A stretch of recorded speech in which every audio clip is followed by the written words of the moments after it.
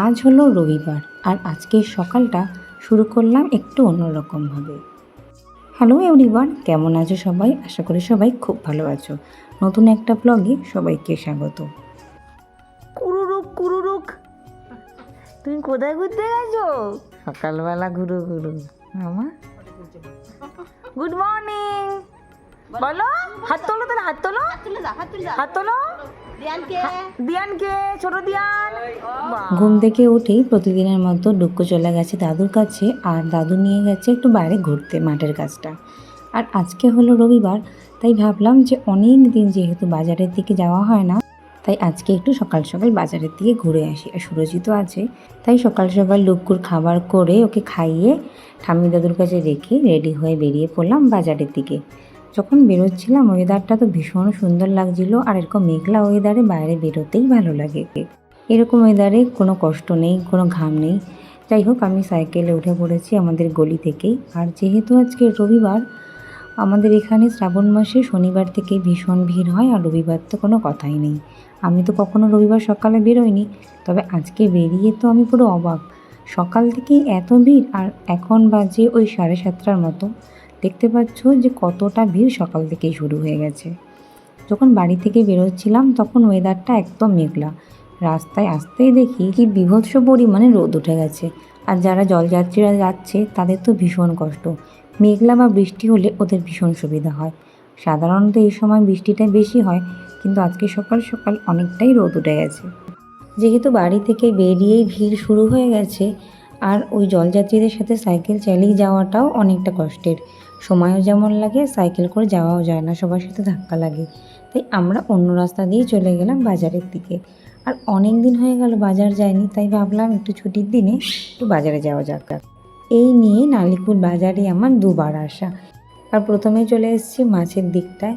ভাবছিলাম যে কী মাছ নেব, অনেক দিন একই রকম মাছ খাওয়া হয়ে যাচ্ছে, রুই বা কাতলা, আর তাই একটু অন্যরকম মাছ নেওয়া যাক। ওদিকে আবার আমার শ্বশুরবাড়ির দিকে সবাই রুই কাতলাটা একটু বেশি ভালো খায়। আর আমাদের বাড়িতে আমরা যেমন সব রকমের মাছ খাই, কিন্তু এখানে সেটা খাওয়া হয় না। তাই অন্য রকম মাছ খাওয়ার জন্যই বা নেওয়ার জন্যই আরও আমার বাজারে আসা। আর বাড়ি থেকে বেরানোর সময় ভেবেছিলাম যদি আজকে ভালো মাছের মাথা দেখতে পাই তাহলে মাছের মাথা নেব, আর বাড়ি গিয়ে হবে মাছের মাথা দিয়ে মুগ ডাল। মাকে বলেই এসেছি মুগ ডালটা একটু সেদ্ধ করে রাখতে। যাই হোক, অনেক দিন পর বাজারে এসে বেশ ভালো লাগলো। বিয়ের আগে প্রায় যখন বাজারের সামনে দিয়ে বাড়ি ফিরতাম তখন কিছু না কিছু নিয়েই যেতাম। আর বেশ কত বছর হয়ে গেল সেই অভ্যাসগুলো একদম এখন চলেই গেছে, আর নেই বললেই চলে। আর এখন চলে এসেছি শাকসবজি আর থোড়ের দিকে। অনেক দিন হয়ে গেল থোড় খাওয়া হয় না। গ্রামে বিয়ে হয়েছে ঠিকই, কিন্তু এখানে না আছে কলা গাছ, না আছে নারকেল গাছ, নামেই গ্রাম। কিন্তু বাড়িতে গেলে আমার সব রকম জিনিসই খাওয়া হয়। আর এদিকে যেহেতু কাছাকাছি থোড় পাওয়া যায় না, তাই বাজারে থোড় দেখে দাঁড়িয়ে গেছিলাম, আর আমি দুটো থোড় নিয়েও নিয়েছি। বাজারে এসেছি আর চপের দোকানে আসবো না সে হতে পারে না, তাই সুরজিৎ বললো গরম গরম চপ নিয়ে নিতে। আর সুরজিৎ বেরোনোর সময় এটাও বলেছিল যে চল তাহলে যখন বেরোচ্ছি তাহলে তরকারি আর মুড়ি, মানে যেটা ঘুগনি আর মুড়ি খেয়ে আসবো।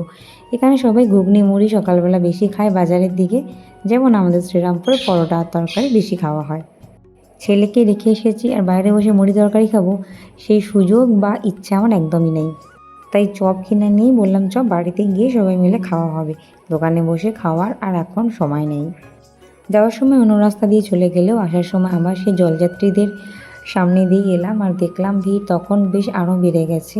আর রোদ এতটাই প্রখর হয়ে গেছে, সবার অনেকটাই কষ্ট হচ্ছে। সে যখন যেখানে ছাওয়া হয়ে গেছে সেখানে দেখলাম অনেকে বসে রেস্ট নিচ্ছে। আর ফেরার পথে আমি এখন চলে এসেছি নটরাজ বলে যে ধর্মশালাটা আছে সেখানে। সেখানে প্রতি বছর শ্রাবণ মাসে জলযাত্রীদের এভাবে সেবা করা হয়। আগে কখনো ঢোকা হয়নি, তবে আজকে সুযোগ পেয়ে একটু সামনেটা ঘুরেই গেলাম। কিন্তু এত ভিড়, সবাই খাবারের লাইন দিয়ে দাঁড়িয়ে আছে, তাই আমার খুব লজ্জা লাগলো। আমি আর বেশিক্ষণ দাঁড়াইনি, আমি ঘুরেই চলে এসেছি। আর এর আগের ব্লগে তোমাদের দেখেছিলাম জলযাত্রীরা শ্রাবণ মাসে কত রকম কিছু বানিয়ে নিয়ে যায়।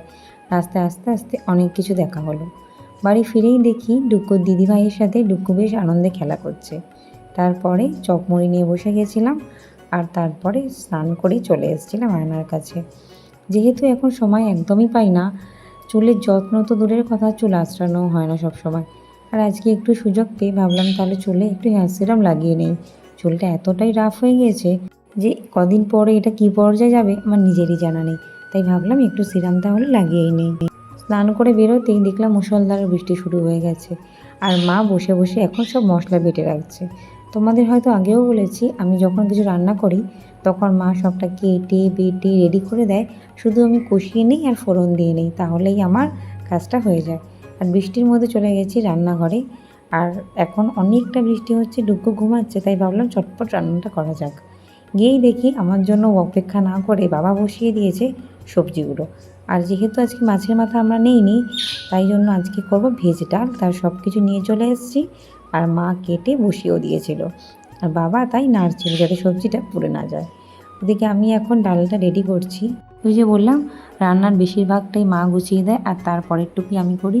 ডাল সেদ্ধ ছিল, সবজিও প্রায় ভাজা হয়ে গেছিলো, আমি এসে ফোড়ন দিয়ে সব রকম মশলা দিয়ে ডালটা আবার নামিয়েই দেবো। ওদিকে এখন হচ্ছে ডাল, আর বাইরে এখনও হয়ে যাচ্ছে বৃষ্টি। যাই হোক, বৃষ্টি দেখতে দেখতেই আমি আমার রান্নাটা সারছি। তারপরে চটপট করে নিয়েছিলাম মাছ, আর ডুগ্গু ঘুম থেকে উঠে এতটাই কান্নাকাটি হচ্ছিল যে আমি আর তখন ভিডিও করার সুযোগ একদমই পাইনি। যাই হোক, রান্না করে চলে এসেছি, আর ডুগ্গুকে আমি স্নান টান করিয়ে দিয়েছি। আর তোমরা হয়তো অনেকেই ভাবতেই পারো যে ডুগ্গু একটা কেন ফুটো গেঞ্জি পরেছে। ওর এত জামা সত্ত্বেও ও যেটা বেশি কমফোর্টেবল হয় সেটা হচ্ছে এই নেট গেঞ্জিগুলো। আর এই নেট গেঞ্জিগুলো যতই নতুন পরাই না কেন, ওরা হাড়ির সাথে বা চুড়ির সাথে আটকে এইভাবে নতুন গেঞ্জিগুলো একদম ছিঁড়ে যায়। যাই হোক, আমার কাছে দেখাটা বড় ব্যাপার না, ওর কাছে যেটা আরামদায়ক সেটাই বড় কথা।